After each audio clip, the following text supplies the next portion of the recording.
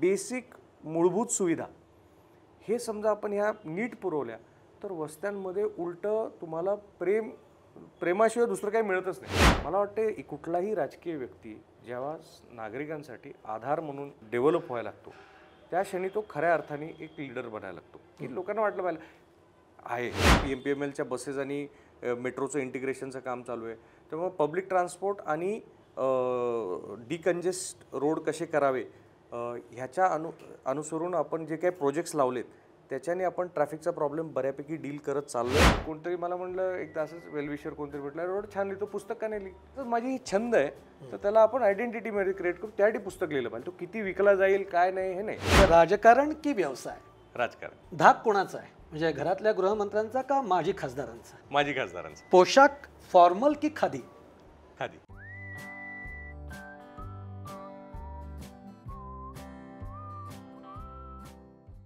नमस्कार मंडळी. काही व्यक्तिमत्व असे असतात ना की त्यांना त्यांच्या प्रोफेशनच्या पलीकडे जाऊन त्यांना वाचावं, त्यांना अभ्यासावं, त्यांना समजून घ्यावं असं आपल्याला वाटतं. खरं तर हे या विधानसभेच्या निवडणुकीच्या माध्यमातून आम्ही अनेक राजकीय नेत्यांचे इंटरव्ह्यू करतोय, पण जेव्हा एक नाव समोर आलं तेव्हा मला असं वाटलं की या माणसाशी केवळ राजकीय गप्पा मारून नाही चालणार, तर आयुष्यावर बोललं पाहिजे. सकाळचा चहा या आमच्या विशेष कार्यक्रमामध्ये मी सुहास आपल्या सगळ्यांचं स्वागत करतो. आणि आजच्या या सकाळच्या चहा या कार्यक्रमामध्ये आपले प्रमुख पाहुणे आहेत ज्यांच्याशी आपण गप्पा मारणार आहोत. ते म्हणजे भाजपाचे शिवाजीनगर मतदारसंघाचे तरुण तडफदार आमदार सिद्धार्थ शिरोळे. सिद्धार्थजी, तुमचं अगदी मनापासून मी स्वागत करतो. आमच्या या कार्यक्रमामध्ये गप्पा मारणार आहोत आणि मी म्हणलं तसं राजकारणातले थोडे प्रश्न असतील पण आयुष्यावर थोडंसं बोलायचं आहे. आता कार्यक्रमाचं नाव आहे सकाळचा चहा. चहा काही तुम्हाला आवडत नाही.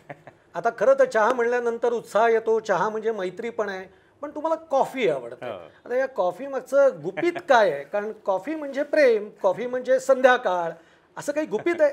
कारण या कॉफीच्या मागचं रहस्य आम्हाला उलगडायचं आणि त्याचबरोबर तुमच्या कॉलेजच्या दिवसातले काही गोष्टी आम्हाला ऐकायच्या. नाही, मुळामध्ये तसं आता मी 45 क्रॉस होईल आता बहुधा, तर मला जाणवले की मला दशकाप्रमाणे कधी चहा आवडतो, कधी कॉफी आवडते. बरं, पण मग ते दशक कॉफीचं होतं. हां, आधी मला चहा आवडायचा, मग मधल्या काळामध्ये 1 दशक 1.5 दशक जवळजवळ मी कॉफीच प्यायचो. पुन्हा गेले काही एखाद दुसरं वर्ष झालं की अगदी तो परत चहाची गोडी लागली. त्यामुळं मला असं वाटतं की विचार हे दशकाप्रमाणे बदलतात, तसे आवडीनिवडी सुद्धा दशकाप्रमाणे बदलतात. सध्या सकाळचा चहा हा माझ्यासाठी अतिशय म्हणजे तो झाला की मन समरस्त होऊन जातो. त्यामुळे सध्या मी चहावर आहे. कॉफीचं काम झालेलं आहे. कॉफीचं काम संपलंय. हां, बरोबर. येस. आता आपण या सगळ्या गप्पांमधनं, म्हणजे मी तुम्हाला म्हणलं कारण तुम्हाला दशकानंतर तो बदल आवडतो.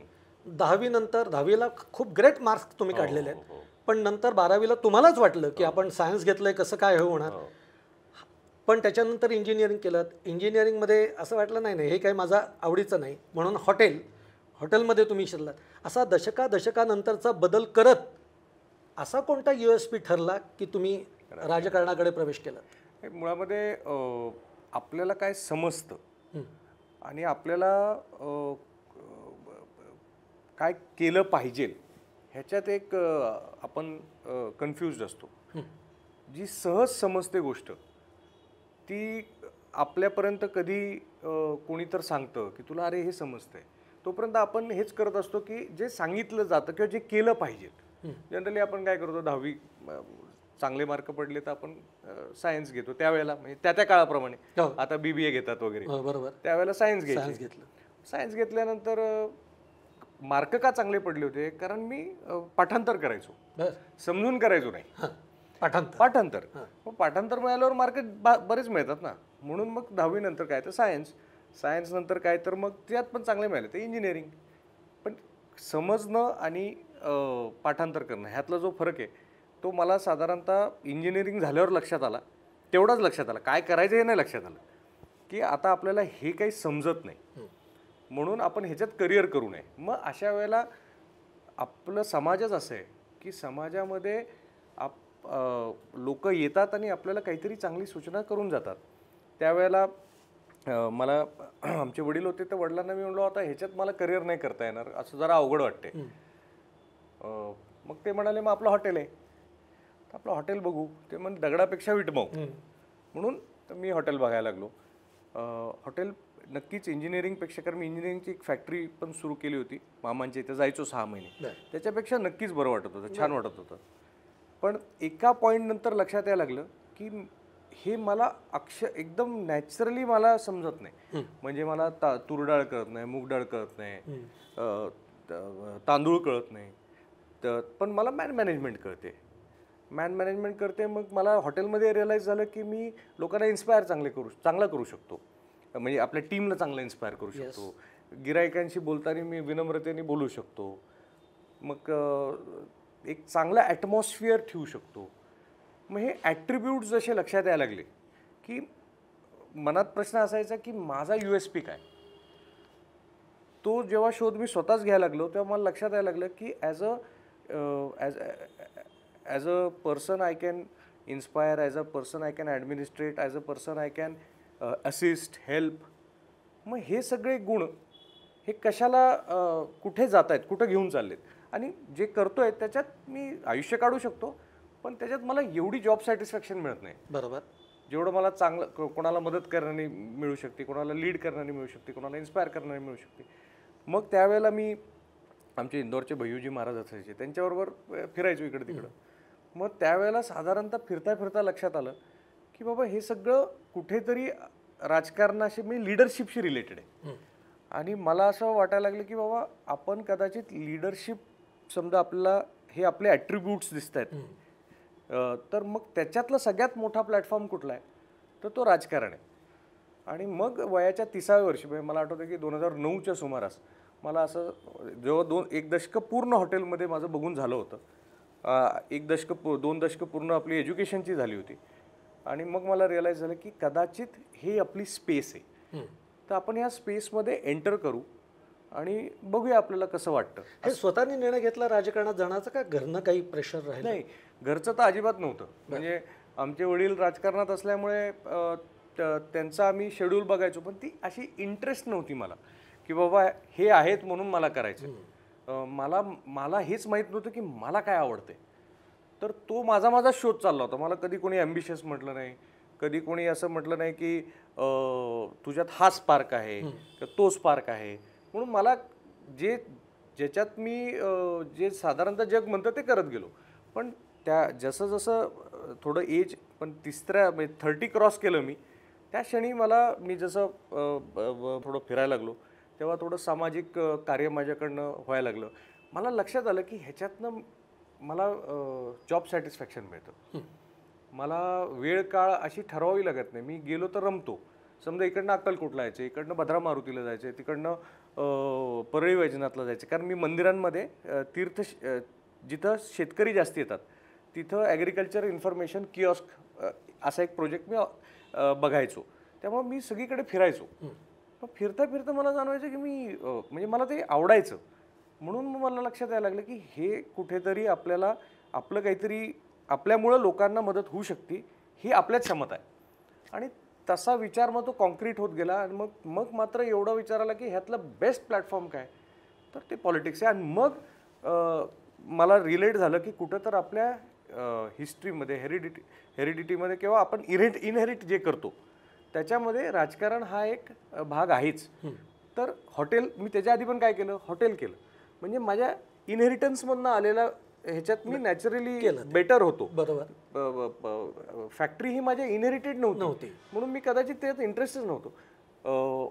त्यामुळे मला असं वाटलं की कदाचित आपण हे, म्हणून मग भाजप, आणि मग ते सगळं रिलेट व्हायला लागलं. आणि मग मी स्वतःहून माझी इच्छा व्यक्त केली की मला राजकारणात काम करायचं. आणि मग 2011 पासून हा प्रवास सुरू झाला. तुमची स्पेस तुम्हाला सापडली? माझी स्पेस सापडली. करेक्ट.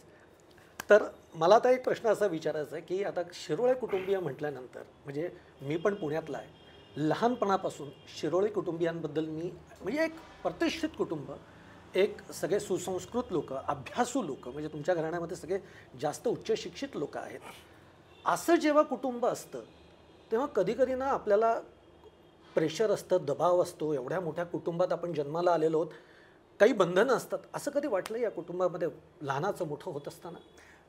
बऱ्याच वेळेला लहानाचं मोठं होत असताना समजतच नाही की आपण कोण आहोत. बरं. आपल्याला सांगतो कोण आपण कोण आहोत, समाज सांगतो. हो, राईट राईट. त्यामुळे मी जेव्हा समाजात म्हणून आपल्याला असं वाटतं कोणतरी घरी येणं किंवा घरातलं वातावरण घरातल्यासारखंच असतं. बरोबर. त्याच्यात असं काही नसतं की बाबा आपण कुठेतरी वेगळे आहोत किंवा आपण हे इनहेरिट करतो वगैरे. फक्त मी ऐकलं होतं की फर्ग्युसन कॉलेज एका काळी आपण ते एज्युकेशनसाठी लीजवर दिलं होतं. पण मला लक्षात आलं की जेव्हा मी राजकीय क्षेत्रात आलो, जेव्हा मी समाजामध्ये वावरायला लागलो, त्यावेळेला जेव्हा लोक बोलायला लागले किंवा मी बाहेरच्या गावात एका लग्नात गेलो, तेव्हा लक्षात यायला लागलं की आपल्या आडनावाला, परिवाराला एक व्हॅल्यू, कारण ज्या पद्धतीने लोक परसिव्ह करतात, तुमच्याकडे पाहतात, मग तुम्हाला त्याची ग्रॅव्हिटी जास्त जाणवते. एक्झॅक्ट. की हा बाबा हे आपल्या कुटुंबाचा हा वारसा आहे. म्हणून मला उलट असं वाटतं की हे जसं आपण समाजात जेवढं जास्ती वावरतो मग ते कुठेतरी आपल्याला समजतं. पण लहानाचा मोठा होताना असं कधी वाटलं नाही, जाणवलं नाही किंवा त्याचं काही विशेष हे नव्हतं की आपण या कुटुंबाला बिलॉंग करतो. पण बाहेर गेल्यावर नक्कीच त्याचं एक हे जाणवलं. मी त्यालाच त्या अनुषंगानेच विचारतो, कारण एवढं मोठं कुटुंब जेव्हा म्हणतो तेव्हा तुमच्याकडे वावरणारी जी मंडळी आहेत ती सगळी हाय क्लास. पण आज राजकारणाच्या निमित्ताने, म्हणजे इव्हन तर बाबांचं नाव राजकारणामधले अत्युच्च आज माजी खासदार राहिलेले आहेत ते, त्यामुळे वावर सगळ्या मोठ्या लोकांचा. पण तुमचा राजकारणामुळे वस्त्यांवरचा देखील सगळा टच आहे. हा जो बॅलन्स आहे हा तुम्ही कसा साधला? नाही, हे मला एक लक्षात आलं की आपण जेव्हा मी वस्त्यांमध्ये फिरायला लागलो तेव्हा मला मुळातच राजकारणामध्ये जॉब सॅटिस्फॅक्शन मिळतं. म्हणजे काय, राजकारण म्हणजे काय असतं की समाजाशी तुमचा संपर्क होणे, विविध स्तराच्या समाजाशी तुमचा संपर्क होणे. संपर्क झाला की आपल्याला काही ना काहीतरी एक्सपिरियन्स येतो, काहीतरी संभाषण होतं. त्या संभाषणामधनं आपण काही प्रश्न सोडू शकतो किंवा आपण काहीतरी शिकू शकतो. हे जेव्हा एक कंटिन्युअस सायकल व्हायला लागली तेव्हा मी ह्या समाजामध्ये मिसळण्याची किंवा समरस होण्याची माझी एक जर्नी सुरू झाली. आणि त्यामुळं वस्ती असो का हाय सोसायटी असो, मध्यमवर्गीय असो, मी समाजामध्ये समरस नॅचरली व्हायला लागलो. आणि त्यामुळं कुठल्याही घटकापर्यंत पोचल्यानंतर मला जे संभाषणातनं जी शिकवण मिळते किंवा माझ्याकडनं काहीतरी आउटपुट होतो, ह्याच्यातनं जे जॉब सॅटिस्फॅक्शन मिळतं किंवा जे असं छान वाटतं, आय फील हॅपी. वस्तीवर जाण्याचा पहिला योग कधी आला खरं म्हणजे, आणि तो अनुभव कसा राहिला? म्हणजे नगरसेवक झालो. नगरसेवक झाल्या त्यावेळेला फक्त आपण प्रचार वगैरे करायचो, कारण मला 2017मध्ये तिकीट मिळालं आणि मी नगरसेवक झालो. त्याच्यानंतर मी वस्त्यांमध्ये फिरायला लागलो, जास्ती करून मोठ्या प्रमाणामध्ये. आणि त्यावेळेला मला असं जाणवलं की मी जेवढ्या वस्त्या फिरलो, मला असं जाणवलं की 3च महत्त्वाचे प्रश्न आहेत. एक तर ड्रेनेज, मी ड्रेनेजचं पाणी घरात येतं. बरोबर. दुसरं, पाण्याचं प्रेशर नसलं तर तिथं महिला त्रस्त असतात. तिसरं, सार्वजनिक जे काही टॉयलेट्स आहेत ते सार्वजनिक टॉयलेट्स हे नीट नसले तर त्रास होतो.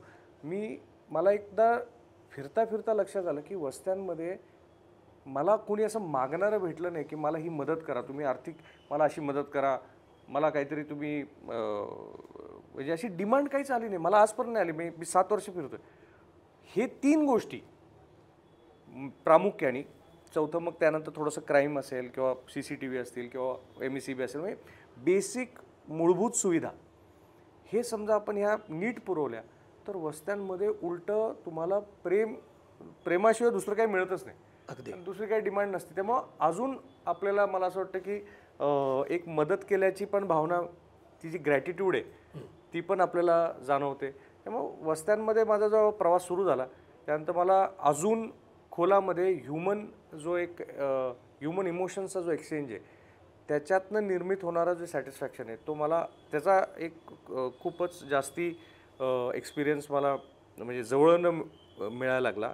आणि त्यामुळे मी अजून रमलो असं मला असं वाटतं मागे वळून. म्हणजे आमदारकीची ही जी 5 वर्ष आहे 19 नंतरची, ही तुमची कशी राहिली आहेत? म्हणजे आता जे तुम्ही म्हणाल की ही कामं तुम्ही केलेली आहेत. कामं केली, पण मला शेवटी मी नगरसेवक झालो किंवा आमदार झालो म्हणजे मी लीडर झालो असं नाही समजत.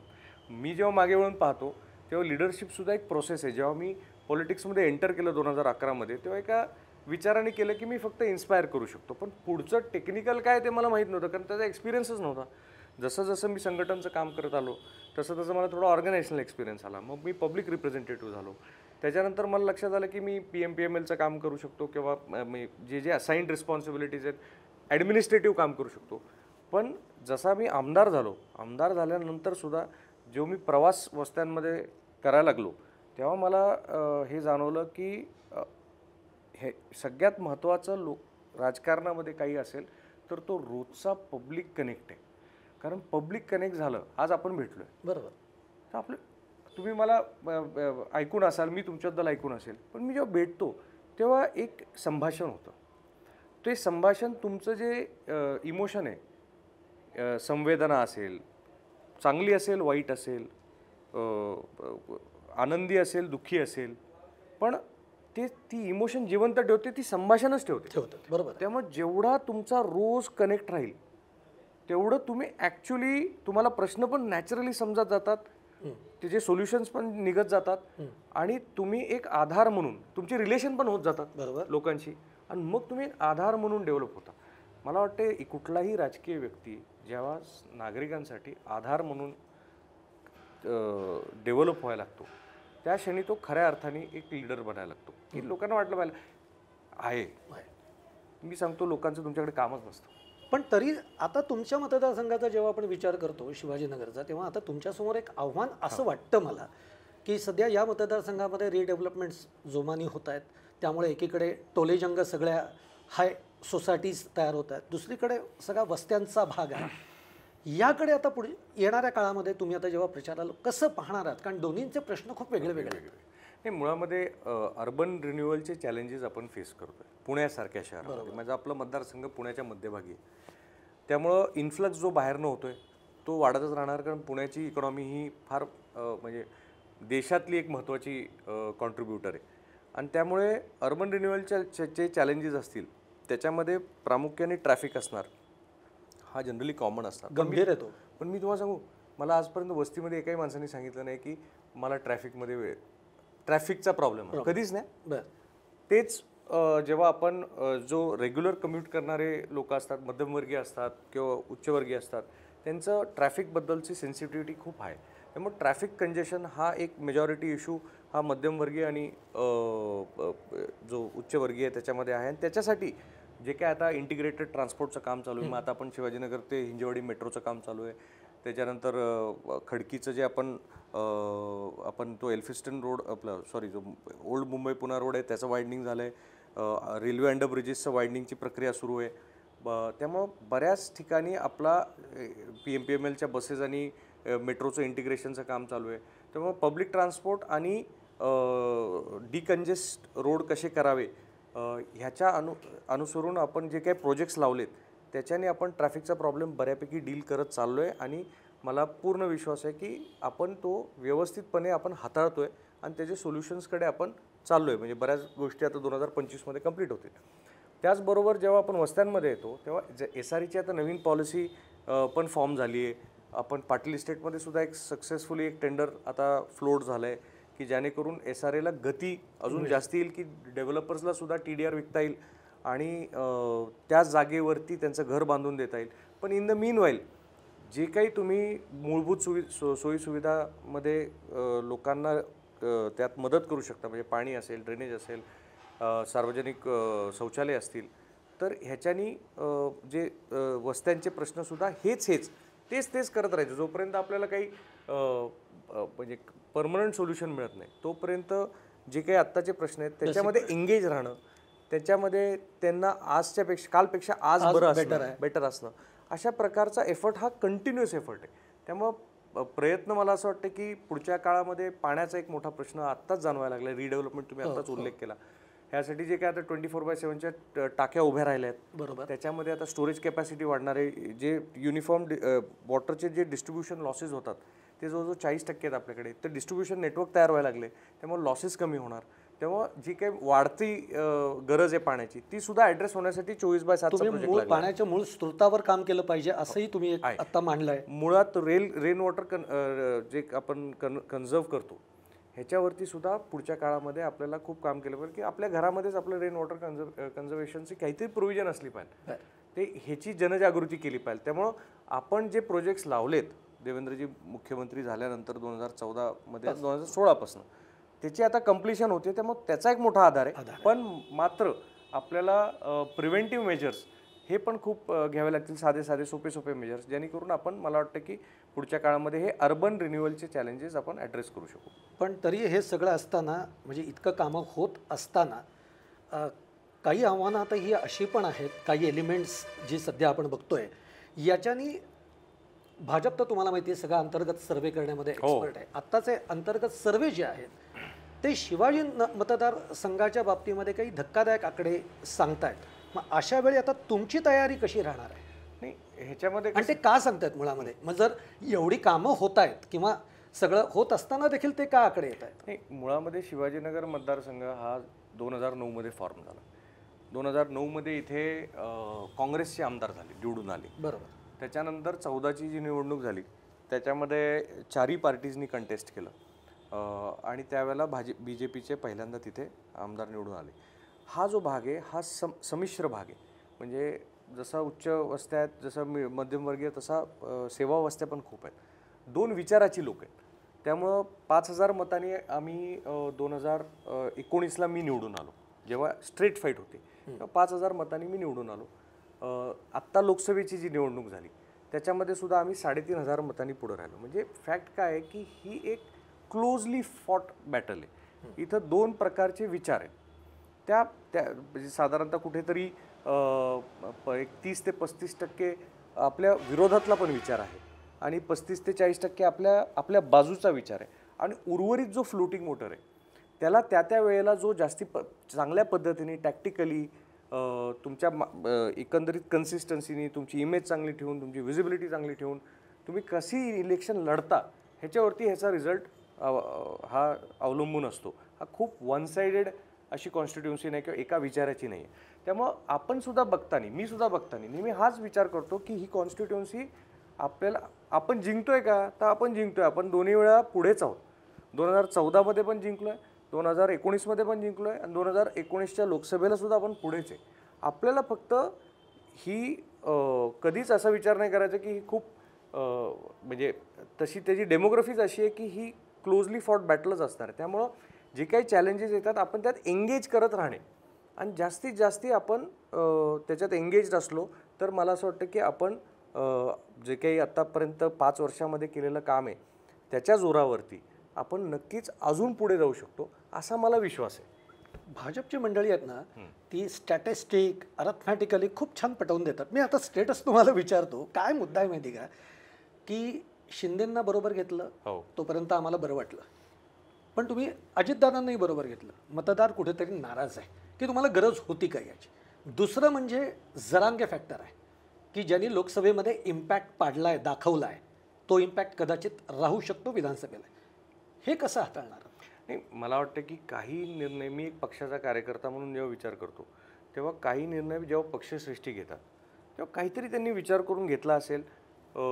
तो किती योग्य किती नाही योग्य किंवा त्याची असेसमेंट रिअसेसमेंट ही मला वाटतं की पक्ष पातळीवरती गांभीर्याने चालू आहे. त्याचं कम्युनिकेशन मेसेजिंग, मग देवेंद्रजी असतील, आता अमित भाई पुण्यामध्ये आले होते, ते त्या पातळीवरती, कारण तो त्या एवढा मोठा पक्ष जो देशभरामध्ये अनेक राज्यामध्ये सरकार आहेत, वारंवार येत आहेत, कुठलाही निर्णय काहीतरी विचार करून घेत असेल असं माझ्यासारख्या कार्यकर्त्याला वाटतं. त्यामुळं ती मांडण्याची सुद्धा कुठल्याही निर्णयाचे परिणाम हे त्या विधानसभेवर होतात, क्षेत्रावर होतात. पण मी शेवटी काय विचार करतो, माझा हा जन्म भारतीय जनता पार्टीत, त्यामुळं आता मी जे भारतीय जनता पार्टीमध्ये जे काही होईल तो त्या तिसऱ्या पक्षाला घेणं हा निर्णय पटला का? नाही, ह्याच्यामध्ये जे काही ज्याबद्दलचे रिझर्वेशन्स होते त्याला आम्ही पण सामोरे गेलो. म्हणजे आमच्यासाठी सुद्धा असं होतं की अरे एकदम ती घटना घडली, ती पण आम्हाला कन्झ्युम करायला वेळ लागली. पण जेव्हा आमच्या नागरिकांची सुद्धा काही त्याच्याबद्दल जे रिझर्वेशन्स होते ते आम्ही आमच्या पक्षश्रेष्ठींना नक्की कळवले की बाबा असं वाटतंय. मग तेव्हा त्यांनी एक्सप्लेन केलं की बाबा ह्याची काय गरज आहे, पण त्याला थोडा वेळ लागेल, काळ लागेल. आणि कुठली अलायन्स, आता स्ट्रॅटेजी काय येणाऱ्या याच्यासाठी विधानसभेसाठी? नाही, शेवटी ही ॲज अन आमदार म्हणून ही काय माझ्या it is not my circle of control. त्यामुळे तो त्यांनी घ्यायचा निर्णय. मी माझ्या सर्कल ऑफ इन्फ्लुएन्समध्ये काम करणार. आणि मला एवढं वाटतंय नक्की की समजा तुम्ही तुमची इमेज चांगली ठेवली, तुमची व्हिजिबिलिटी चांगली ठेवली आणि तुम्ही लोकांची जी काही पूर्ण क्षमतेने जे शक्य आहे तेवढी कामं करू शकला, तर that is more than enough. लोकांना लोकप्रतिनिधी म्हणून हे बऱ्यापैकी आवडतं. तर मी माझ्या सर्कल ऑफ इन्फ्लुएन्सवरती जो माझा सर्कल ऑफ कंट्रोल आहे किंवा इन्फ्लुएन्स आहे, ह्याच्यावरती मी जास्ती वर्क करायचं बिलीव्ह करतो.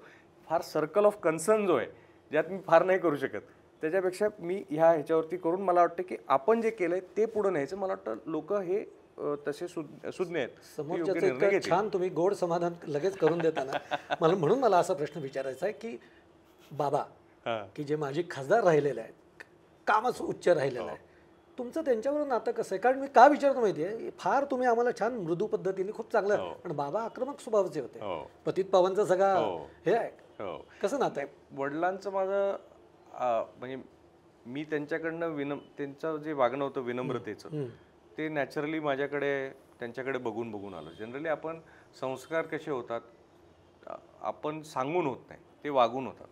त्यामुळे जे त्या एजला मला जे बरं वाटलं ते पिकअप करत गेलो. त्यामुळे त्यावेळेला मी लहान होतो तेव्हा विनम्रता पाहिली. पण काम जे ते करायचे ते मला त्यावेळेला लक्षात नाही यायचं की तो जो ॲग्रेशन होता, एखाद्या मुद्द्याला ॲग्रेशन होता, तो माझ्यात नॅचरली मी तो म्हणजे भाड्याचा तर नाही घेऊ शकत, तो माझ्यातनं आतनं व्हायला पाहिजे. म्हणजे दिलीप कुमारला तुम्ही शत्रुघ्नचा आवाज काढायला सांगितलं तर तो होऊ शकत नाही, तो नॅचरली त्याच्यामध्ये व्हायला पाहिजे. तर जसं जसं माझा राजकीय प्रवास वाढत गेला, आज मी जवळजवळ 13 वर्ष राजकारणात आहे. 2011 माझी सुरुवात झाली, आज 2024 आहे. आता मला लक्षात येतं की ते जे कसे वागायचे किंवा कसे कंडक्ट करायचे, राजकीय कंडक्ट कसे करायचे, ते आत्ता मला जास्त लक्षात येते. त्यामुळं वडिलांच्या राजकीय प्रवासाचा उपयोग माझा राजकीय काळ जेवढा अजून प्रगल्भ होईल किंवा विवेकपूर्ण होईल, तसा मला त्यांचे रेफरन्सेस घेऊन माझ्या सध्याच्या कॉन्डक्टमध्ये अल्टर करून त्याचा मला उपयोग जास्त होईल असं मला वाटतं. त्यामुळं आत्ता खरं मला त्यांचा जास्ती समजायला लागले. म्हणजे ओरिजिनली आपण जसं म्हणतो की पाठांतर आणि समजणं, आता समजायला लागलं की ते असे का करायचे आणि त्याचे रेफरन्सेस घेऊन मी पुढं काम करतोय. वा, तुम्ही मगाशी लेखनाचा उल्लेख केला, त्याच्यामध्ये तुम्ही पुन्हा पॉझिटिव्हिटी, म्हणजे ती मला एक गोष्ट कळली या सगळ्या तुमच्याशी बोलण्याच्या प्रवासात, बॅलन्स हा तुमचा जीवनामध्ये खूप साधणारा भाग आहे. हे लेखनाचं काय आहे, म्हणजे त्याच्यातून पुन्हा पॉझिटिव्हिटी? लेखनाचं म्हणजे काय होतं, मला खूप कोणी म्हणायचं नाही की मी कोणी जास्ती ॲप्रिशिएट नाही करायचं. जेव्हा मी टीन्समधनं जात होतो तेव्हा मग मला असं वाटलं की मला चांगलं वाटणार कुठनं, तर मग मी पुस्तकांच्या स्टोर्सला जायचो आणि ऑप्टिमिझम, मोटिवेशन ह्याच्यावरची पुस्तकं घ्यायचो. मग ती वाचली की मला बरं वाटायचं. ओके. मग त्यामुळं मला काय झालं, कमी वयामध्ये इंट्रोस्पेक्टिव्ह माझा स्वभाव झाला. मग मी काय करायचो की माझ्या लाईफमध्ये काय घडलं त्याचं इंट्रोस्पेक्शन करायची सवय लागली. चांगलं घडलं तर त्याचा आनंद वेगळा, वाईट घडलं तर ते पण समजायला लागलं की हे आपण केलं तर हे चुकीचं आहे. मग जसा जसा माझा इंट्रोस्पेक्टिव्ह स्वभाव वाढत गेला, म्हणजे तो एक पार्ट ऑफ लाईफ झाला की कुठली घटना घडली की पहिले इंट्रोस्पेक्ट करायचं की त्यात चांगलं काय होतं, वाईट काय होतं आणि एक्सेप्ट करायचं. मग ह्याच्यामुळं काय झाले, माझे बरेचसे विचार निर्मित व्हायला लागले की बाबा हे आपल्याला नाही सूट होत. मी घोड्यावर बसलो तर मला खूप लोक म्हणायचे की घोडा चालवणं म्हणजे माणसाचा पुरुषार्थ असतो. मग मला घोडा चालल्यावर भीती वाटायची. पण मला हे लक्षात आलं की मी हे इंट्रोस्पेक्ट केल्यावरती मला हे नाही जमत आहे. मग मी म्हणलं ते पुढच्या जन्मी आता. मग मी कम्फर्टेबल व्हायचो आणि जे चांगलं करायचो, चांगलं जमायचं तेच करायला लागलो. तर ह्या इंट्रोस्पेक्टिव्ह स्वभावामुळे माझे थॉट्स हे तयार व्हायला लागले. ते तयार व्हायला लागल्यावर मी व्यक्त व्हायला लागलो. कुठे कुठे व्यक्त व्हायला लागलो, लोक मग ॲप्रिशिएट करायला लागले, अरे चांगलं बोलतोस तू, किंवा हा विचार चांगला आहे. मग मी एकदा पोस्ट केली फेसबुकवरती 2015 काहीतरी एक दिवाळी होती आणि सकाळचं वातावरण कसं असतं, त्याने काय वाटतं. तर माझे एक मावस भाऊ आहेत सत्यजित, ते मला 3-4 दिवसांनी म्हणले, अरे तू चांगलं लिहिलं रे. तर मला पहिल्यांदा असं जाणवलं की काहीतरी आपण असं सहज केलं आणि त्याचं ॲप्रिसिएशन झालं, म्हणजे ह्यात काहीतरी चांगलं आहे. मग मी लिहित गेलो. मग लिहित गेल्यावरती खूप लोक अप्रिशिएट करायला लागले. फेसबुकवर लिहायचो मी फक्त. मग कोणतरी मला म्हणलं, एकदा असंच वेलविशर कोणतरी म्हटलं, एवढं छान लिहितो, पुस्तक का नाही लिही? म्हटलं पुस्तक कशासाठी लिहू? तर ते म्हणले की हॉबी टू आयडेंटिटी, हा एक प्रवास पण फार सुंदर असतो. तर आपण आयुष्यात वेगळ्या वेगळ्या आयडेंटिटीज क्रिएट केल्या पाहिजे. जसं मी मेकॅनिकल इंजिनियर झालो, ही आयडेंटिटी, आता ही तर कोणी काढून घेऊ शकत नाही. मी एक हॉटेलियर आहे, ती एक वेगळी आयडेंटिटी आहे माझी. मी अवॉर्ड घेतला टाइम्सकडनं की माझ्या रेस्टॉरंटसाठी, ते एक आयडेंटिटी झाली.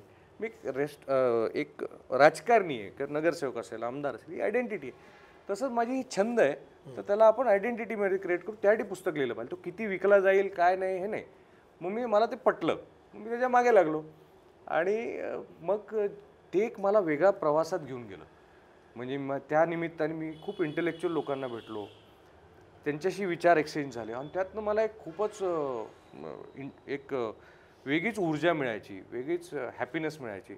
आणि मग मी जेव्हा माझं पुस्तक लिहायला घेतलं, त्या क्षणी मला माझ्या पब्लिशरनी, जेव्हा शेवटचा दिवस होता, जेव्हा आपण नाव ठरवतो, नाव पहिले नाही ठरत, नाव पुस्तक लिहिल्यावर ठरतं, तेव्हा त्यांनी मला सांगितलं, सिद्धार्थ ये इसको हम today is my favourite day करेंगे. तर मी म्हणलो हो का, ये नाम अच्छा रहेगा? एंड तुम पॉजिटिविटी पे नहीं बात करते हो. मी म्हणलो तुम मोटिवेशनल भी नहीं बात करते हो, यू आर एन ऑप्टिमिस्ट. तर त्या दिवशी मला एक वेगळी आयडेंटिटी मिळाली. त्यामुळे मला असं वाटतं की ही लेखनाची जर्नी ही, आणि आता त्याच्या पुढे सुद्धा मी ऑप्टिमिझमवरती लेक्चर देतो. मी जयपूरला गेलो आहे, मी साऊथला जातो, मी स्कूल्समध्ये जातो, कॉलेजेसमध्ये जातो. मी ऑप्टिमिझम ॲडव्होकेट करतो. ही समजा मी प्रवासच केला नसता तर मला ही आयडेंटिटी नसती मिळाली. आणि त्याच्यातनं मला जे काही सॅटिस्फॅक्शन डिराईव्ह होतं ते it is something which cannot be explain. So असं आहे. पण हा व्यक्त होणे चा स्वभाव लेखनाकडे व्यक्त होण्याचा हा प्रवास, तुमची जी शब्द मांडणी जी आहे ती पुढच्याला प्रभावित करणार. त्यामुळे एक लेखक, राजकीय आज आमदार म्हणून, वडील, मुलगा, अशा सगळ्या भूमिका तुम्ही सगळ्या पातळींवर हे करताय. पण आज शेवटी राजकारणात असताना खूप व्यस्त असतो माणूस, तुमचे दौरे आणि कुटुंबाला कसा वेळ देत आहे? ह्याच्यामध्ये आपलं बॅलन्स लाईफ जगणं हा आपला ऑब्जेक्टिव्ह असला पाहिजे. मी तो मेंटेन करतो की उलट थोडंसं रिकव्हरी, थोडंसं रिफ्यूल हे तुम्हाला गरजेचं आहे. कारण तुम्हाला लॉंग टर्म काम करायचं आहे. त्यामुळे माझा ऑब्जेक्टिव्ह काय आहे की मला आता ह्या जन्मात भारतीय जनता पार्टीच्या माध्यमातून समाज, राष्ट्र आणि मानवतेची सेवा करायची. मग आता काही घाई नाही आहे, आता इथेच आहे ना. आता काय करायचं? आता जे इथे मग ते मला मुंडे साहेब एकदा म्हणले होते, अरे आपल्याला 40 वर्ष काम करायचं. मग फार सोपं होऊन जातं.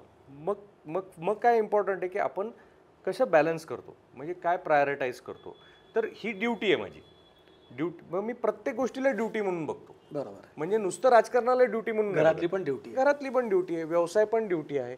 मला स्वतःला माझ्या आरोग्याकडे वेळ देणं हे सुद्धा ड्युटी आहे. उलट आता तर मी जास्ती आरोग्याचा विचार करतो की मी समजा आज 45ला माझ्या आरोग्याचा विचार केला तर कदाचित मी 65ला योग्य असेल. बरोबर. तर म्हणजे आत्ता नाही केला तर नंतर it will be too late probably. म्हणून प्रत्येक गोष्टीला प्रायोरिटी न बघता समजा आपण ड्युटी म्हणून पाहिलं तर मग आपल्याला हे सहज सोपं होतं. आणि मग त्याचा आपण आपल्या लाईफमध्ये त्याचा बॅलन्स साधला तर सगळं मॅनेज करता येतं असं मला वाटतं. हे आरोग्यावरचं प्रेम किंवा एकूण सगळं हे जे प्रेम बघता, आता शेवटच्या सत्रामध्ये एक रॅपिड फायर आपण करणार आहोत. म्हणून विचारतो की टेकडी का टेनिस? टेनिस. क्या बात आहे. बर. त्यानंतर आमचा दुसरा प्रश्न आहे तो म्हणजे राजकारण की व्यवसाय? राजकारण. धाक कोणाचा आहे, म्हणजे घरातल्या गृहमंत्र्यांचा का माजी खासदारांचा? माजी खासदारांचा आहे. इथं मात्र तुम्ही बॅलन्स केला सगळं. पोशाख फॉर्मल की खादी? खादी. मेकॅनिकल इंजिनिअरिंग की सोशल इंजिनिअरिंग? Social engineering. मेकॅनिकलनी फक्त मला ॲनालिटिक झालो मी, म्हणजे ॲनालिसिस कसं करायचं एवढं कळलं. पण सोशल इंजिनिअरिंग. अगदी बरोबर उत्तरं दिलेली तुम्ही, कुठेही अडकणार नाही अशी.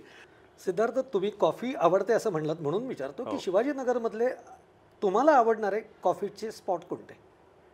मला तसं कॉफीमध्ये बघितलं तर आपल्या त्या अण्णा इडलीची जी फिल्टर कॉफी आहे ती मला फार आवडते. म्हणजे ती फिल्टर कॉफी प्यायची असेल तर ती. आणि समजा ब्लॅक कॉफी प्यायची असेल तर ती पण एक वेगळी हळूहळू टेस्ट लागली. पण तशी मग आपले जे काही स्टारबक्स किंवा स्टारबक्समधलीच ब्लॅक कॉफी छान असते. त्यामुळे पण कॉफीचं मला आवड आहे, पण कुठली प्यायची त्याच्यावरती. समजा त्या मूडवर आहे. ब्लॅक दुधाची घ्यायची असेल तर ती साऊथ इंडियनच, आणि ब्लॅक घ्यायची असेल तर मग स्टारबक्स. स्टारबक्सची. पण सिद्धार्थजी, खूप मजा आली तुमच्याशी गप्पा मारताना. आपण इथंच थांबणार आहोत आणि तुम्हाला शुभेच्छा तुमच्या आता येणाऱ्या सगळ्या विधानसभेच्या याच्यासाठी, आणि तुमची वाटचाल यशस्वी हो याच आमच्या शुभेच्छा राहणार आहेत. थँक्यू.